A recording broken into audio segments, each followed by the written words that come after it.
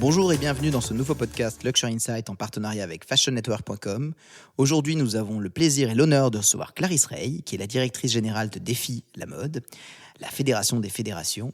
Clarisse va nous partager son expérience et sa place et le rôle aujourd'hui qu'occupe le Défi au sein de l'écosystème de la mode française et comment elle protège tous les jours la mode et ses plus belles maisons. Merci infiniment Clarisse d'être avec nous aujourd'hui et à tous, un bon voyage et un bon podcast. Bienvenue dans ce nouveau podcast Luxury Insight Fashion Network. Aujourd'hui, nous accueillons Clarisse Rey, qui est la directrice générale du Défi. Le Défi, en fait, c'est une plateforme qui permet de financer beaucoup d'actions dans la mode et le luxe. Clarisse va nous expliquer tout ça. Clarisse Rey, bonjour. Bonjour Olivier. Alors tout d'abord, je suis ravie d'être là. Merci de m'avoir invitée. D'abord, c'est toujours un plaisir d'échanger avec vous et puis merci de cette invitation. Moi, j'aime beaucoup avoir des retours avec des gens qui sont les mains dans le cambouis, on va dire. Et vous, avec le Défi, vous œuvrez là-dessus. J'aimerais savoir, alors pour expliquer le Défi un peu, c'est un peu technique le rôle du Défi, mais c'est une structure qui regroupe les intérêts des acteurs de la mode et du luxe. Oui. Comment vous le définissez pour ceux qui ne connaissent pas ? D'abord, alors le Défi, c'est effectivement très bizarre parce qu'en même temps, notre objectif, c'est pas de se mettre nous en valeur, c'est de mettre en valeur les entreprises et la mode française. Donc, c'est toujours un peu compliqué. Alors, le Défi, techniquement, je veux dire, est un organisme qui a été créé par la loi, qui a une mission d'intérêt général. Et surtout, alors pratiquement maintenant, c'est la principale plateforme de financement et de développement de la filière habillement. Donc, concrètement, moi qui suivi un peu ce que vous disiez, pendant l'année précédente, vous avez mis en place des subventions pour... Alors oui, on donne beaucoup de subventions et effectivement, nous finançons beaucoup d'opérations dont on ne sait en général pas qu'elles sont financées par le Défi. Alors, essentiellement, on agit, par exemple, pour les jeunes créateurs. On aide beaucoup les jeunes créateurs à défiler. On aide beaucoup, c'est nous qui avons même inventé le concept de Sphère, qui est ce showroom de créateurs d'avant-garde. Donc, nous le finançons. Après, c'est piloté, bien évidemment, par la Fédération de la haute couture et de la mode. Nous aidons des marques plus commercial entre guillemets, donc c'est pour les salons, c'est pour des showrooms, c'est pour des missions à l'étranger. Nous soutenons aussi les fabricants français, les confectionneurs, au travers de salons, de formations, et puis on travaille aussi avec la BPI sur un programme relocalisation. En fait, c'est très vaste le champ des possibles. Par exemple, là, l'Andam vient d'annoncer les prix innovation, et puis on va bientôt avoir les prix. Peu de gens savent que le Défi est cofondateur de l'Andam et un des principaux financiers. Ensuite, évidemment, on s'intéresse depuis un certain nombre d'années sur tout ce qui est innovation. Alors, digital, on a mis en place des subventions, bien sûr, mais l'an dernier, quand le premier confinement est arrivé sur nous, tel un tsunami, on a tout de suite lancé des ateliers digitaux, très ouverts, très pratiques, pour que les entreprises puissent, même si elles n'étaient pas expertes, se saisir du sujet et commencer à faire quelque chose. Là, on vient de lancer notre nouveau programme de transformation digitale. Alors ça, très pratiquement, s'il y a une entreprise qui ne vous connaît pas ou qui ne sait pas comment accéder à ces aides-là, ça se passe comment ? C'est pas forcément directement à travers vous, ça peut être via différents supports ? Alors, comment ça fonctionne ? Ça peut être, elle peut nous écrire. Alors, la seule condition, c'est qu'elle paye cette fameuse taxe qui permet de financer le Défi, qui est une taxe de 0,0675% sur un petit périmètre. Voilà, il suffit que... Sinon, elles nous écrivent. Elles peuvent passer, bien sûr, au travers de leur fédération. Je veux dire, bien sûr, qu'ils sont très au courant puisqu'on a fait le programme avec elles. On est très investis sur la mode durable. Très. Donc, on a aussi des aides, mais je veux dire, bientôt va sortir un guide éco-conception que nous finançons. Les guides qui sont déjà sortis, comme le sourcing durable, c'est nous qui les avons financés. Enfin, donc là, on va lancer des pilotes dans le cadre du comité stratégique filière sur la traçabilité. Donc, on fait quand même beaucoup de choses. Oui, et tout ça, ça vient nourrir la réflexion des chefs d'entreprise, ça vient nourrir la les groupes. réflexion. Il y a la réflexion, il y a les aides, et puis il y a cet écosystème auquel on est très vigilant.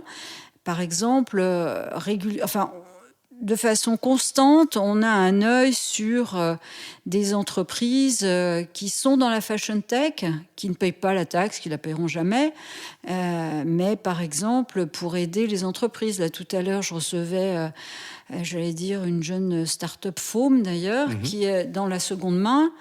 On a regardé avec elle, on a vu comment on pouvait aussi les aider à ouvrir de nouveaux marchés. On se sent un rôle pour l'écosystème de dynamisation. On a un très gros rôle qui, évidemment, ne se voit pas. Il n'y a pas de raison de se voir, parce qu'on a quand même autour de la table toutes les filières, tous les secteurs de l'habillement, donc aussi bien la Fédération de la haute couture et de la mode, que les fédérations de prêt-à-porter, que les enseignes et que les fabricants. Et donc, il faut que tout ce monde-là converge. Et donc, oui, c'est pas toujours simple de les mettre, de les aligner et de les faire avancer ensemble. C'est pas toujours simple, mais ça se passe finalement bien. Mais c'est vrai que de notre part, de ma part, je passe énormément de temps pour créer des convergences. Et je pense que c'est très important. Ils sont à peu près tous alignés en ce moment sur les deux grands enjeux, digital et éco-responsabilité, RSE. Oui. Là-dessus, il n'y a plus vraiment de débat là-dessus. Il n'y a aucun sujet. Vous allez me dire tout à l'heure comment vous voyez l'évolution de ces sujets-là et comment on peut les aborder, parce que c'est la problématique de la plupart des entreprises. Ils sont majeurs. Mais avant ça, moi, j'aimerais en savoir un petit peu plus sur votre parcours, parce que vous n'êtes pas forcément originaire de l'univers de la mode à l'origine. Alors, pas du tout. Voilà. Pas du tout. Moi, je suis à la base ingénieure, donc j'ai fait Centrale Paris, j'ai fait l'ENA, mais c'est vrai que je me sens très très centralienne en fait. Et j'ai eu un parcours essentiellement en entreprise, que ce soit dans les biotechnologies, chez Biomérieux, aussi dans le courtage d'assurance. Donc ma famille est originaire d'Italie, donc en fait j'ai aussi un tempérament un peu italien. Mes grands-parents paternels avaient fui le fascisme en Italie et avaient traversé les Alpes pour s'implanter en France. Et donc, c'est vrai que je viens d'une famille pour qui le travail, les valeurs, le respect, la reconnaissance vis-à-vis de la France qui les a accueillis est quelque chose de très, très important. On est aussi... ma famille n'avait strictement aucun réseau, donc... Quand ils sont arrivés, ils se sont installés où? Vous avez grandi où? Ils se sont installés à Lyon. Mes grands-parents paternels avaient un café. Et puis, papa est tombé malade. Il est allé dans sa famille en Italie. Et puis, il a rencontré maman. Et ça a été le coup de foudre. Il l'a ramené en France. Donc, voilà. Et donc, je viens d'une famille qui était extrêmement simple.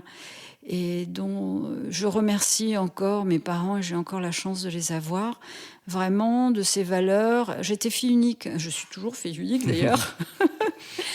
Et donc on était tous les trois, et mes parents ont tout fait pour que je fasse de bonnes études. Et pour moi, ça a été vraiment le parcours républicain quand on l'évoque. Et en fait, dans ma carrière, j'ai fait des choses extraordinairement différentes en fait. Vous avez touché à l'univers politique, sans dire de la politique, mais vous avez touché à cet univers-là. Oui. C'est lié aussi à ce regard sur l'univers républicain. Cette appétence pour... C'est vrai qu'à Lyon, j'ai eu la chance de rencontrer Alain Mérieux lors d'un de mes stages. Et c'était à l'époque de la création des conseils régionaux. Et j'ai fait partie d'un quota femmes. Voilà, déjà avant que ça soit quelque chose de très diffusé. Et on m'avait mise à une place où on pensait que je ne serais jamais élue, et puis j'ai été élue. Donc je me suis occupée, dans ce cadre-là, de tout ce qui était déjà internationalisation des PME, parce que c'est quelque chose qui me tenait beaucoup à cœur. Et donc, et puis j'ai abandonné au bout de deux mandats, un peu... à la fois parce qu'on m'a pas proposé de repartir, mais c'est vrai que moi, je me fais une idée de la politique, du service public extraordinairement élevée. Et donc, je suis incapable de faire quelque chose qui m'est avantageux et qui soit au détriment de l'intérêt général. Ça, c'est un truc que je sais pas faire. Donc, et puis, il s'est trouvé qu'à ce moment-là, je me suis mariée par coup de foudre aussi. J'ai tout de suite été enceinte et que je pouvais pas faire les allers-retours Paris-Lyon comme ça, parce que pour moi, la famille est quelque chose de très important. C'est important.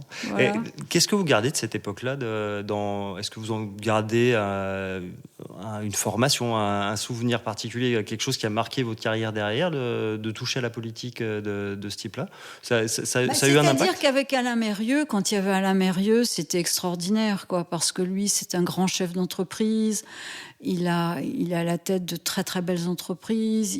Il a aussi une vision d'intérêt général qui va bien bien au-delà qu'avait déjà son père. Donc, je veux dire, c'était une période fantastique. Donc, tant que c'était avec l'équipe Alain Mérieux, je veux dire, je me retrouvais totalement alignée. Après, moi, ce qui m'a choquée, c'est que vos pires ennemis, c'est quand même vos amis politiques. Donc, moi, j'arrive pas bien à naviguer dans cette ambiance-là. Non, et puis il n'y en avait pas tant que ça avec qui j'avais par exemple envie d'inviter un dimanche manger une pasta à la maison, quoi. Oui. Donc, et puis, ce qui est aussi très dur, c'est que je trouve qu'il fallait, je vais dire, déployer une énergie mais considérable pour faire avancer les choses. Alors, je peux être contente, c'est que quand, dans mon action, je veux dire, mes actions étaient votées à l'unanimité du Front National.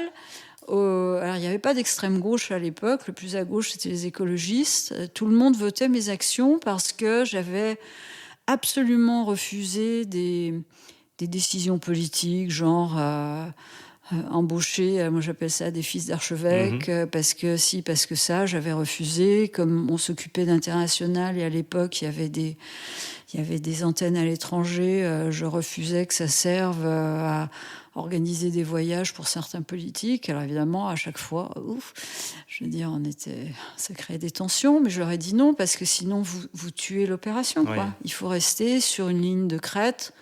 Évidemment, il ne faut pas être obtus. Si évidemment je veux dire, un membre du conseil régional avait un problème dans un pays, évidemment qu'on pouvait l'aider. Enfin, je veux dire, c'est pas. Mais voilà, donc. Mais que ce soit l'intérêt général qui prime. Mais, enfin bon, alors à la fois j'ai vécu une période fantastique, mais bon, je suis quand même un peu attristée par, je veux dire, tout ce qui se passe. En plus, pour moi, je veux dire, la politique, c'est aussi œuvrer pour tout le monde, pas de la même façon pour tout le monde, mais j'allais dire, c'est. Alors que je trouve que la politique, j'arrive pas bien à comprendre pourquoi, depuis quelques années, chacun a ses boucs émissaires. Donc, non, on peut pas faire un pays, on peut pas faire une nation en disant qu'il y en a qui sont méchants, quoi. Enfin, alors, je dirais pas ça sur les islamistes radicaux, hein. Je veux dire, ceux qui coupent la tête de Samuel Paty, non. Mais je veux dire, le reste, on est une communauté. Voilà, il faut essayer de faire que les choses avancent pour tout le monde et qu'on respecte tout le monde. Ça ne veut pas dire, encore une fois, de faire les mêmes choses, mais il faut quand même créer une communauté. Donc moi, je supporte vraiment très très mal ces côtés boucs émissaires. Et de créer des oppositions. Oui, je trouve que c'est... D'abord, je trouve que c'est mortel, et la société française souffre de très très nombreuses divisions. C'est mortel, c'est pas le rôle d'un politique de pointer du doigt un tel ou un tel, enfin, telle catégorie sociale, enfin, je veux dire, c'est... Et vous, suite à cette expérience-là, comment vous avez converti cette passion, ce désir de travailler pour l'intérêt général dans l'entreprise? Parce que Alors j'ai toujours, en fait, même quand j'étais conseiller régional, j'ai toujours travaillé. Donc, je veux dire, c'était pour moi naturel. J'ai toujours adoré les entreprises, surtout petites et moyennes. Et puis aujourd'hui, à la tête du défi, je renoue en tous les cas. Enfin, j'ai fait du cabinet ministériel aussi, hein. avec Michel Noir, mais surtout avec Gérard Longuet, qui a été un très grand ministre de l'Industrie, des Postes et Télécommunications et du Commerce extérieur, qui n'était pas du tout rattaché à Bercy. C'est là, d'ailleurs, où j'ai découvert le secteur de la mode, puisque... Ça a été votre premier contact à ce moment-là? Oui, parce que je venais d'une expérience chez Biomérieux, donc santé.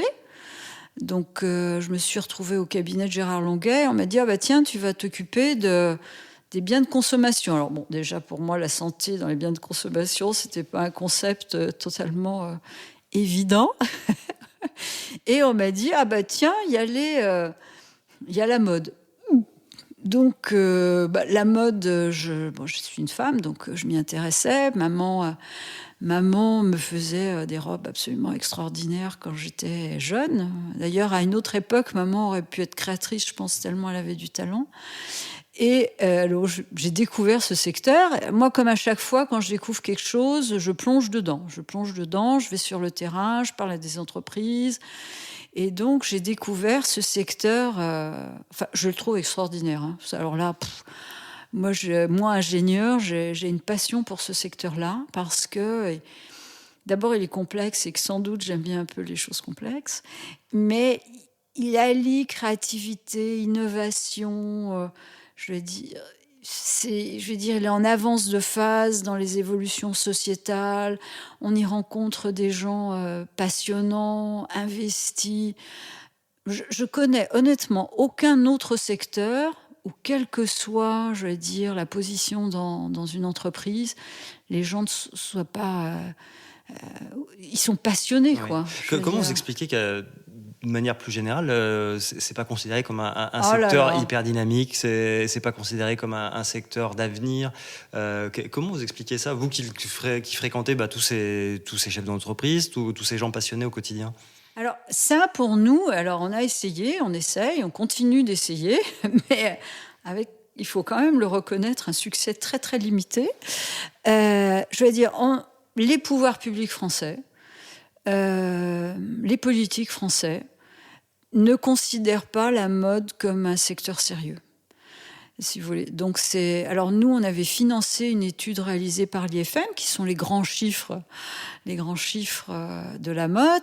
Tout de même, 154 milliards d'euros de chiffre d'affaires. Enfin, je veux dire, c'est quand même pas rien. 1 million d'emplois, un PIB supérieur à celui de l'automobile ou de l'aéronautique, et on est déconsidéré. Enfin, vraiment déconsidéré. C'est toujours considéré comme un secteur un peu futile. Je veux dire, il n'y a pas de robot, il n'y a pas de moteur, il n'y a pas de vis, il n'y a pas d'écrou, donc quelque part, et on a beaucoup de mal à le faire passer, quoi. Je veux dire, d'ailleurs, on voit dans le plan de relance, alors bien sûr qu'on a eu les mesures, et fort heureusement générales, transversales, mais il n'y a aucune mesure sectorielle. Ça, c'est bon, très flagrant.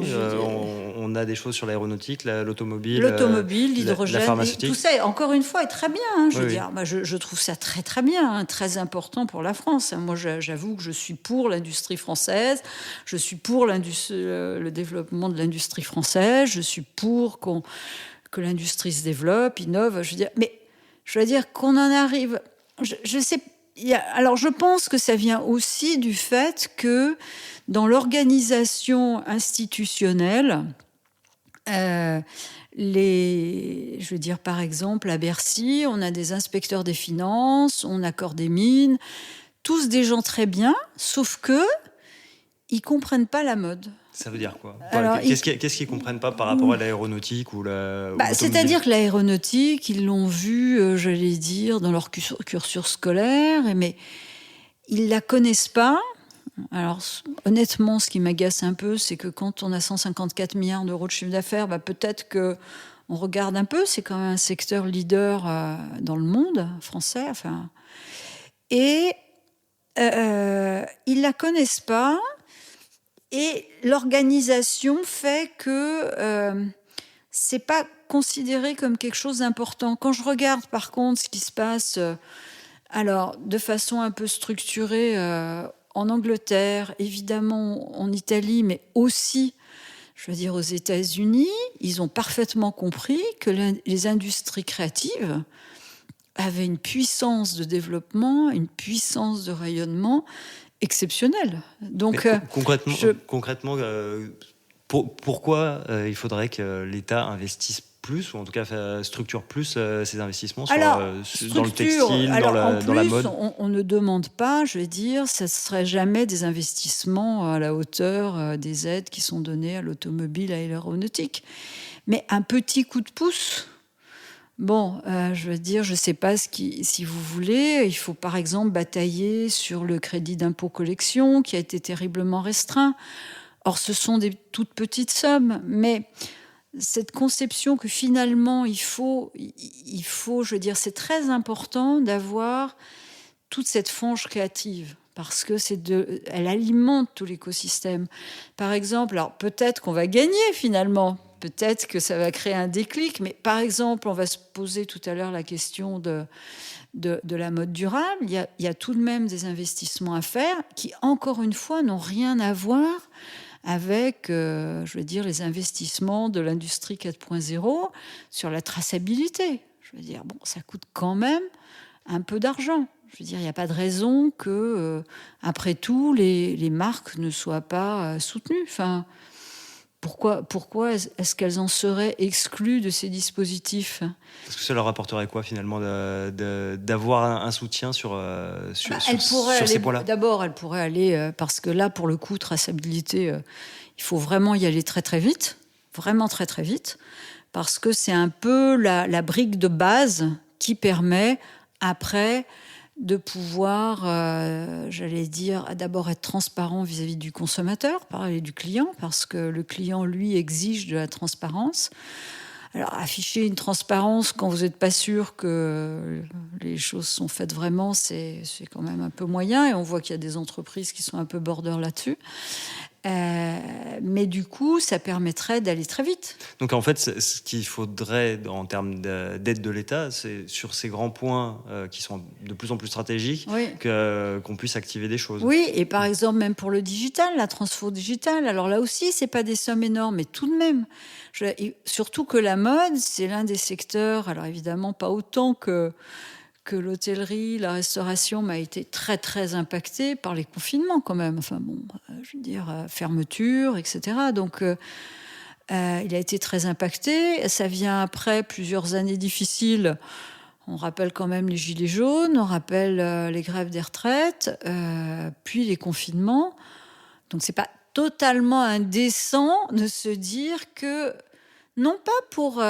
aider forcément, entre guillemets, les canards boiteux, s'il y en a, mais pour accélérer sur les termes du futur, les points importants stratégiques du futur. Parce que vous voyez quoi concrètement ? On l'a évoqué, deux grandes thématiques, digitales et RSE, mais qu'est-ce que ça veut dire ? Pourquoi il faut à ce point-là investir dans ces deux thématiques ? Alors, si on parle par exemple de mode durable, le premier point, alors moi je suis toujours très sensible à ça, c'est qu'il y a une évolution dans les habitudes de consommation, il y a une évolution chez les clients et donc voilà, je veux dire, on s'adapte aux clients. Et d'ailleurs, quand on regarde ce qui se passe à l'étranger, aux États-Unis, je veux dire, les entreprises s'adaptent et ils considèrent que celles qui ne vont pas s'adapter, elles auront des problèmes. Donc ça, c'est une nécessité par rapport à ces clients. Et ensuite, notamment en France et en Europe, il y a des exigences réglementaires qui se font jour, qui se concrétisent, qui sont tout de même... extrêmement... oui, à l'horizon 2022, 2023, 2024, oui, il y a des choses qui vont être imposées aux entreprises. Lourdes, par exemple, il y a tout le débat en ce moment, je vais dire, sur l'affichage environnemental. C'est loin d'être neutre. Par exemple, on a fait des études, affichage environnemental. Aujourd'hui, si vous n'avez pas un système de traçabilité pour une PME, je veux dire, ça voudrait dire à peu près l'équivalent de 10 heures pour chaque modèle. 10 donc c'est un surcoût supplémentaire. 10 heures, même si vous prenez une petite entreprise, 200 modèles par an, ce qui est déjà une petite entreprise, vraiment petite, 10 par 200, ça fait 2000. 2000, c'est supérieur, c'est plus qu'un ETP. Oui. Donc, voilà, donc c'est des choses lourdes.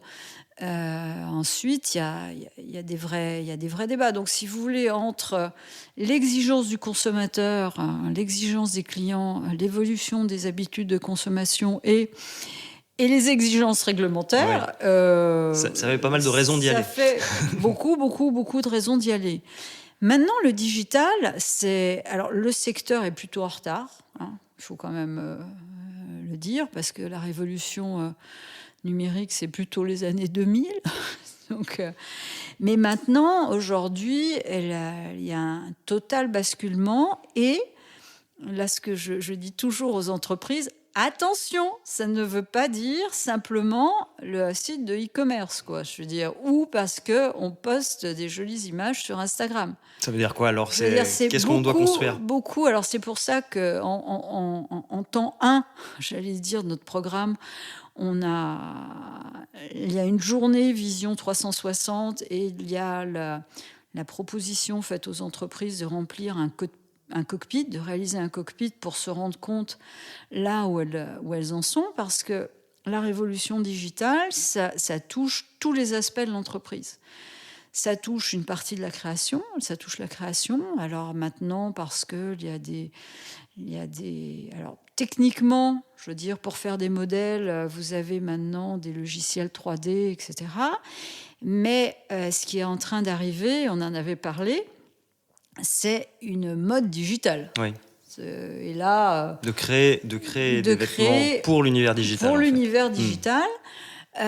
Également les modes d'expression, et on l'a très bien vu ce qui s'est passé avec les Fashion Week où il n'y avait pas de possibilité de défiler, c'est que s'ouvre un champ d'expression artistique, créatif, qui a recours au digital. Donc, c'est une complémentarité, effectivement, entre le physique. C'est une complémentarité, et je pense que digital. De toute façon, on va voir comment se passent les Fashion Week là, qui vont s'ouvrir. À mon sens, il est absolument certain que maintenant, tous les créateurs vont à la fois s'exprimer dans le digital et dans le physique. C'est quelque chose qui... Donc ça, c'est la création. Il y a tout ce qui est alors absolument fondamental, tout ce qui est client. Mais les clients, ça veut dire bien connaître ses clients, ça veut dire savoir personnaliser une interaction avec lui. Donc ça, c'est extrêmement important. Parce que le digital, la force des outils digitaux, c'est que ça vous permet aussi d'avoir une entreprise qui est complètement centrée sur le client. Client-centric. Oui, et ça, c'est aussi un changement d'état d'esprit. Comme disent les Américains, mais ils ont bien raison. Ouais. C'est-à-dire que tout ce qui est en train de se mettre en place, ça permet aussi de réagir très vite, et c'est plus simplement une façon un peu linéaire Oui, on a son calendrier et on répond à la demande. C'est quelque chose qui devient beaucoup plus fluide. Donc, il y a client. On appelle ça les 5 C. Alors, il faut rendre hommage à Pascal Morand, qui avait d'abord établi les 4 C. Et en discutant, on s'est dit qu'il y en avait un 5e. Alors, bon, on en a déjà 2. Le 3e, c'est tout ce qui est communication. Mais là aussi, il faut bien voir et la mode a quelque chose de très spécifique. C'est que, je vais dire, vendre et communiquer dans la mode, c'est très imbriqué, quoi. Enfin, c'est pas simplement, je fais de la pub. Il y a 4, tout ce qui est compétitivité. Donc, et ça, il y a beaucoup de choses. Alors, dans compétitivité, nous, on y met tous les outils de traçabilité, par exemple. Je veux dire, il faut tracer, mais il faut aussi exploiter des données. On va aller aussi de plus en plus vers des modèles qui vont nécessiter des approches plus collaboratives, parce que sinon les investissements seraient absolument gigantissimes. Donc, qui dit approche collaborative dit aussi qu'il faut pouvoir s'interfacer, j'allais dire, plus facilement avec d'autres acteurs, avec des sous-traitants, des fournisseurs, des partenaires. Donc, tout ça, il faut pouvoir suivre beaucoup plus précisément, j'allais dire, son activité. moi, j'avoue que je répète que le cost of goods, c'est absolument monstrueux. Enfin, je veux dire, aujourd'hui, on ne peut plus piloter son entreprise simplement en se disant « Allez, hop, je prends le coût de fabrication, le coût des matières premières, j'applique un coef entre 2,8 et 20 selon que je suis une marque, une petite marque ou une marque de luxe, et c'est bon. » Voilà. Non, c'est plus possible. Je veux dire, il faut être beaucoup plus fin. Et justement, parce que c'est entre le côté durable et le côté digital ou numérique, c'est énormément de sujets en même temps. Oui. Sur quoi on met les priorités finalement ? C'est-à-dire que... alors, je finis mon 5e C peut-être. Pardon. Parce que j'en ai fait 4 là. Hein. Je suis désolée. T'es sur le collaboratif. Donc, non, oui, on aurait pu. Oui, d'ailleurs, c'était la proposition de Pascal. Le 5e C, c'est en fait ce qu'on a rajouté, c'est la culture d'entreprise.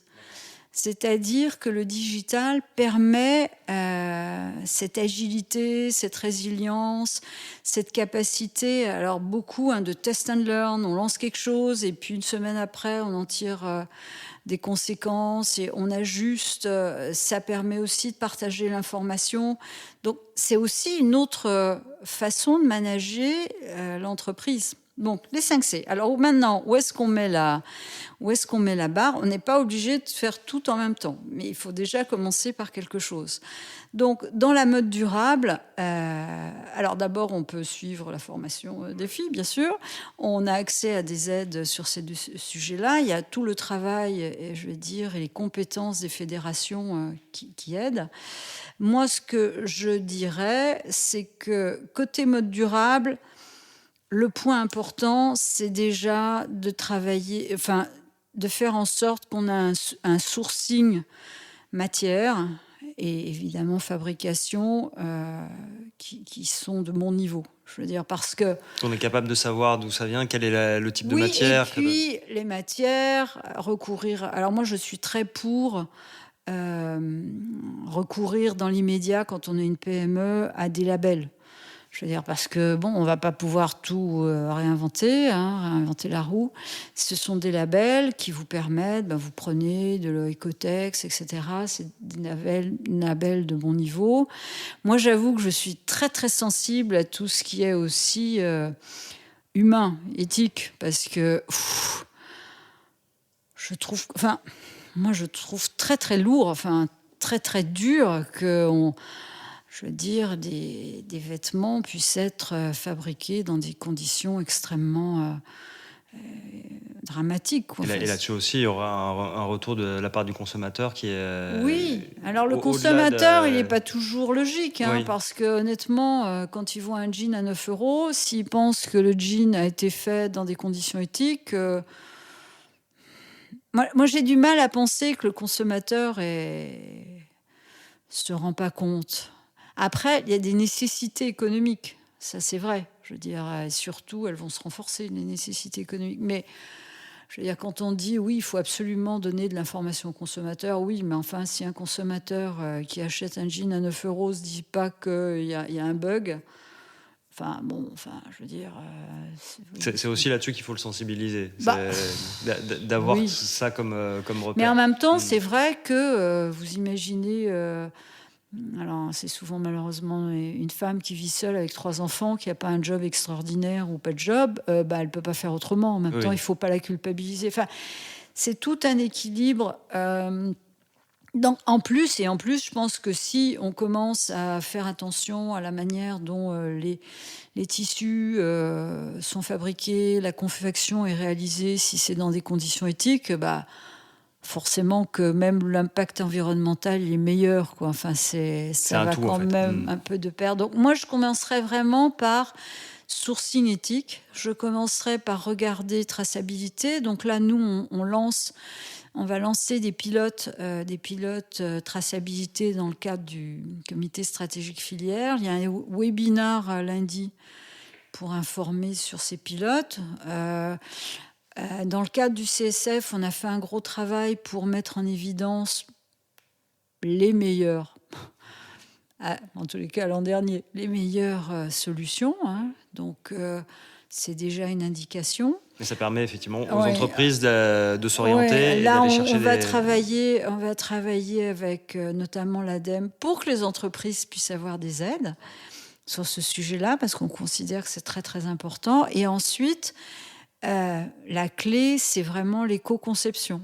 Donc là, on a un guide, on a beaucoup travaillé avec toutes les fédés et le cabinet EcoF pour faire ce guide éco-conception qui va bientôt sortir. Mais c'est pareil, c'est des choses qui doivent rentrer dans la logique des entreprises et puis de mettre ça en place. Par exemple, l'éco-conception, c'est comme tout, il ne faut pas tout se dire, oh là là. Oui, je bascule sur de l'éco-conception, ça ne marche pas. Il faut commencer, alors c'est bien adapté à notre secteur, mais à tirer un fil, là où on se sent plus à l'aise. Je veux dire, voilà. Et après, ce qui est important, c'est de se dire que c'est un chemin et qu'on progresse.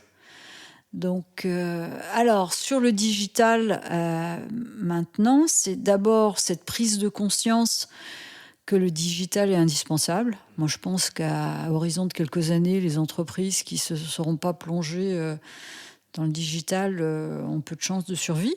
Donc là, on a financé une très, très grosse étude qui a été publiée l'an dernier, qui est l'étude sur les modèles économiques, qui est une étude qui est l'étude la plus profonde, la plus, je vais dire, importante qui a été faite au monde. Je veux dire, franchement, il n'y a pas d'étude équivalente au monde sur notre secteur, sur ce qui est important. Elle a été réalisée par Kea et IFM. Donc ça, c'est à disposition gratuite. Donc on peut lire. On peut aller lire, on peut aller lire. Et voir les modèles qui fonctionnent ou qui sont existants. Alors, on avait lancé ça lors du premier confinement aussi. On a lancé un bulletin e-défi. Au début, c'était 2 fois par semaine et puis maintenant 1 fois par semaine, où on essaye à chaque fois de donner des informations positives. On communique jamais sur ce qui ne va pas en général. De nourrir des aussi. Solutions, de nourrir. Donc, ça aussi, nourrir. Enfin, là, régulièrement, pas l'an dernier parce que ça a été supprimé. Il y avait le festival d'innovation South by Southwest, qui est le plus grand festival d'innovation au monde. J'en faisais des synthèses. Là, je suis en train de faire la synthèse de ce qui a été fait digitalement cette année. Là aussi, je veux dire, par exemple, il y a des choses que j'avais évoquées déjà en 2018. Quand on se dit en 2018, par exemple, la mode plus inclusive, mais également pour les produits, j'en parlais. Je veux dire, 2019, j'avais intitulé mon rapport « Un monde en quête de sens ». Donc, bon... Il y a des choses qui sont en fait dans l'air du temps des générations actuelles et il faut se nourrir de ça. Après, il y a des déclics qui se passent et puis c'est aussi quand les gens, les chefs d'entreprise, les équipes peuvent effectivement, j'allais dire, investir un peu de temps déjà. Oui, c'est ça. C'est un peu de temps et puis c'est une question aussi d'esprit. Ouais, c'est aussi une question d'esprit parce que le chef d'entreprise soit aussi leader de cette transformation-là. Oui, et aussi qu'il accepte, je pense que dans ces sujets-là qui sont très nouveaux, alors évidemment d'intégrer des jeunes, alors pourquoi pas en stage, long ou autre, mais d'accepter de les écouter et de se nourrir de leurs suggestions. De leur culture. Oui, parce que le digital, moi je suis pas née avec le digital, Je veux dire, ça c'est clair. Mais bon, il faut se nourrir parce que, par exemple, le test and learn, c'est-à-dire plus, j'allais dire, être dans cette conception très linéaire, les collections, se dire on teste, on voit, etc. C'est quand même plus la jeune génération qui est dans ce mood. Alors, sur le digital, je pense qu'il faut déjà avoir cette prise de conscience et attaquer. Et le programme qu'on propose, il est vraiment sur 2 piliers, qui est tout ce qui est autour du client, la relation client, où là, il faut être très structuré sur connaître ses clients, avoir de la data. C'est avoir de la data, l'analyser et prendre des décisions en fonction. Et puis, commencer sur tout ce qui est efficacité opérationnelle, à commencer à s'y intéresser. Mais évidemment, c'est des petites pierres à poser. Et continuer à les poser. Ouais. Et continuer à à le faire, à avancer, mais surtout, il ne faut pas se dire « oh là là, c'est tellement compliqué ». Non, il faut y aller pas à pas. Enfin, faut pas... Et puis, il n'y a pas de solution unique. Enfin, il n'y a pas quelque chose qui est bien pour tout le monde. Et puis, ça dépend aussi beaucoup de l'entreprise, de l'envie du chef d'entreprise, de ce qu'est capable de faire son équipe. Il ne faut pas être complexé, c'est-à-dire que sur ces sujets-là, surtout le digital, à la limite, il faut oublier tous les termes techniques, quoi, parce que alors... Oui, ça peut être un et peu le envahissant. cloud, le RFID, le NFC, le NFC... Bon, c'est bon, quoi, je veux dire. Il faut oublier, tout ça, ce sont des outils. Et il faut d'abord penser à... Et nous, c'est comme ça qu'on pose des choses dans ce programme. Digital at Mode, c'est d'abord, vous, qu'est-ce qui vous enquiquine ? Qu'est-ce que vous aimeriez faire ? C'est quoi les problèmes que vous aimeriez résoudre ? C'est d'abord ça. Et après, on regarde ce qui permet de résoudre. En sachant que l'avantage quand même aujourd'hui dans le digital par rapport à il y a 5-10 ans, c'est que maintenant, il y a des choses qui sont très faciles. C'est beaucoup plus souple, beaucoup plus agile et vous n'avez pas beaucoup plus simple à appréhender. Demander à un informaticien de faire des programmes, de coder, etc. Donc, il y a quand même des outils qui permettent d'analyser les choses. Et ça avait été d'ailleurs... Donc, il faut utiliser ça. Ça a été d'ailleurs l'objet... C'est là-dessus qu'on avait... centré nos ateliers digitaux l'an dernier, sur des choses où à la sortie de l'atelier, dans 1 heure, 1 heure et demie, les entreprises, même non expertes, pouvaient faire quelque chose. Voilà, donc... passer à l'action. Ouais, passer à l'action. Moi, j'avoue qu'avant le premier... Alors, c'est tout con, hein, mais... Tout bête, pardon. J'allais dire, avant le premier confinement, j'avais jamais fait de Zoom. Oui, mais voilà... C'est juste à appréhender ces nouveaux outils. Je me souviens du 16 mars matin où on a, je veux dire, tout le bureau, on a téléchargé Zoom, on a regardé comment ça... Et après, c'est un peu tout pareil. Enfin, après, si vous voulez analyser vos datas, il y a des outils qui vous permettent de le faire. C'est juste à réussir à les appréhender. Il faut juste savoir comment on y accède, vous pataugez 2-3 fois, et puis la 4e, c'est bon, quoi. Enfin... Je voulais vous demander aussi, là, on déconfine progressivement en France. Il y a plutôt une consommation un peu optimiste là, depuis quelques semaines et on peut espérer que le début d'été se passe plutôt bien au niveau des marques de mode. Vous, comment vous voyez l'évolution du secteur entre distribution, qui est un peu challengé, les acteurs historiques, les DNVB ou les nouveaux acteurs qui ont pour certains plutôt pas trop mal fonctionné pendant cette période-là. Comment vous voyez l'évolution, la construction du secteur ? Alors, c'est d'abord et maintenant, il y a une extraordinaire hétérogénéité. Vraiment, ça devient très, très hétérogène et c'est inexact, quelque part, de donner une tendance générale. Parce que ça devient très hétérogène. Il y a tous les cas de figure dans tous les sens. C'est sûr que les DNVB se sont bien développés en général, hein, mais il y a aussi des marques, je pense à Officine Générale, parce que j'ai vu il n'y a pas longtemps sa progression, il a terriblement progressé pendant les confinements, parce qu'il est à la fois physique, mais à la fois, il avait investi dans le digital. Auparavant. Il avait déjà les outils. Donc le digital, il faut bien voir aussi que, notamment le digital, ça apporte quand même du chiffre d'affaires et ça permet, par l'analyse des données, d'être beaucoup plus sûr de la pertinence de ses choix. Je veux dire, on est moins dans le brouillard, quoi. Enfin, y a tous les cas de figure. Ensuite, il y a des groupes qui souffrent, hein, ça c'est indubitable. Mais je crois vraiment que pour tout le monde, et on voit que ça se fait dans les deux sens, évidemment que les marques doivent aller sur le digital, mais les DNVB ont aussi besoin d'un lien physique. D'un relais physique, d'une visibilité. Oui, d'une visibilité physique. Alors ça peut se faire par des pop-up stores, ça peut se faire par des opérations, des magasins. Quand on voit Cézanne a commencé complètement, j'allais dire, sur le digital. Bon, maintenant, il a un magasin. Mais tout ça doit être très fluide. Parce que, alors on dit toujours omnicanal, mais là c'est un omnicanal plus, hein. C'est plus. l'omnicanal, c'est quelque chose de très fluide parce que les gens ont envie soit de voir sur Internet et d'aller acheter ou d'essayer, ou l'inverse, ou tout ça est très fluide, ce qui veut dire que déjà pour les entreprises, la première chose, c'est de pas distinguer, de faire un PNL sur le physique, un PNL sur le digital. C'est d'avoir un seul client, en fait. C'est par rapport au client. C'est par rapport au client, et il doit être servi comme il veut, comme il le souhaite.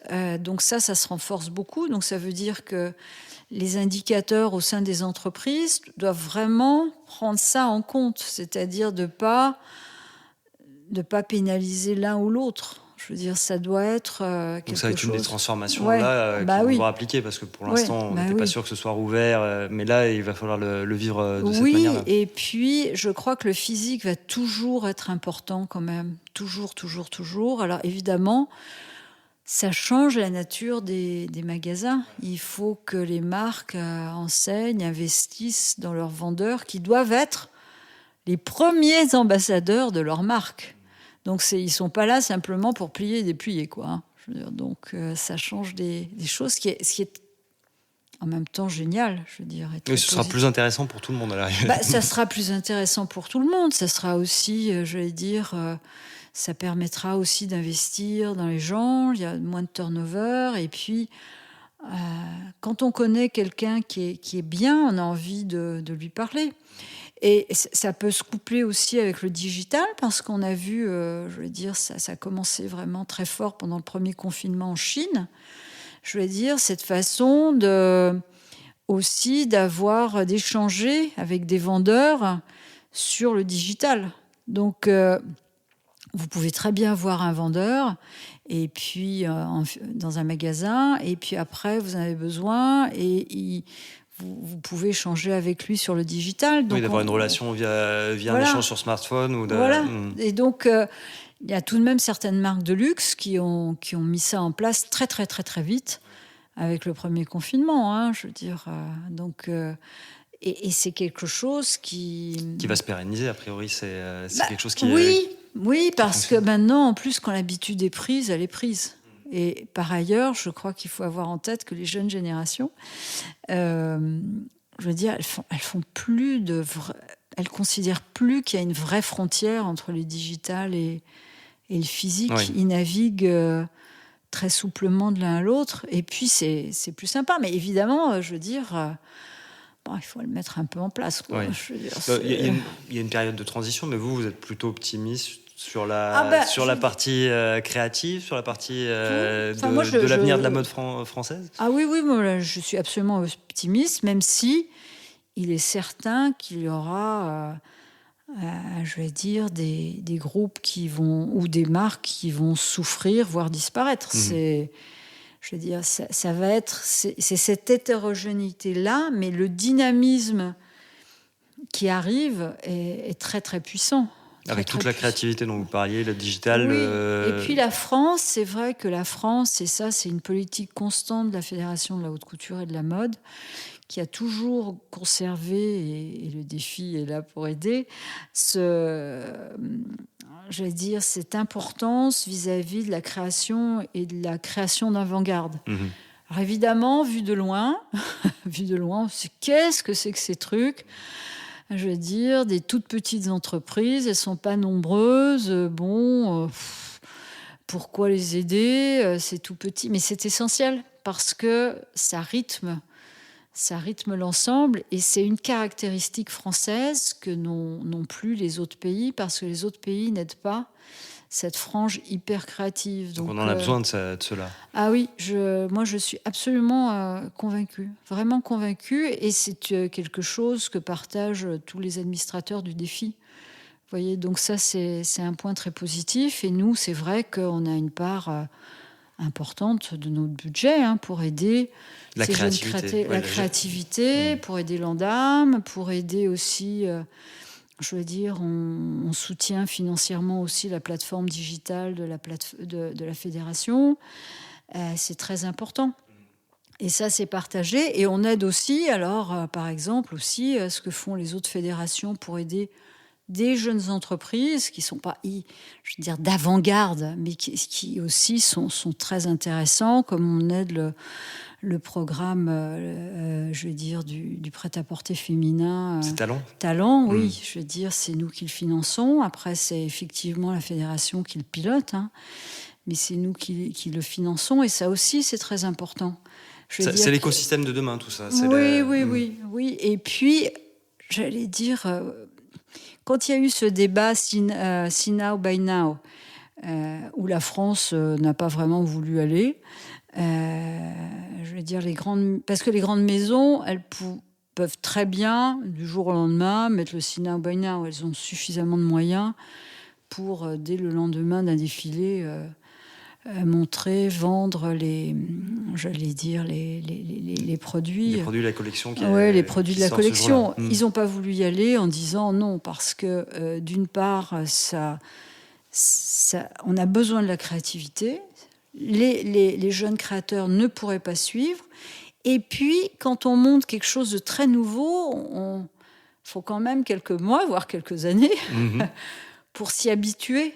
Je veux dire, il y a des choses... éventuellement, quand on les voit la première fois, c'est pas totalement évident que ça se diffuse, mais ça se diffuse. Et puis, ça garde une vraie tonicité, quoi. Enfin, une vraie tonicité. Et alors, les jeunes entreprises, les jeunes créateurs, pas nécessairement d'avant-garde, mais tous, ils ont quand même des racines, des références culturelles très profondes. Enfin, c'est... Et ça, moi, je crois que dans le monde qui arrive, la créativité va être clé. Ça va être je le mets là dans ce que je suis en train d'écrire pour South by Southwest, ça va être la nouvelle productivité. C'est-à-dire que dans un monde où ce qui peut être processé, etc., qui est redondant, qu'on le veuille ou non, les algorithmes vont prendre beaucoup le pas. Et donc, le côté humain, la créativité, alors évidemment esthétique, mais plus largement, va être absolument clé. Donc c'est un atout, de la France. Très bien. On espère continuer de développer cet atout. Oui. Merci beaucoup, Clarisse Rey. Merci Olivier. C'était un plaisir de vous accueillir. Un vrai plaisir d'avoir échangé avec vous. C'est ainsi que se termine ce podcast Luxury Insight Fashion Network. À très vite pour une nouvelle écoute.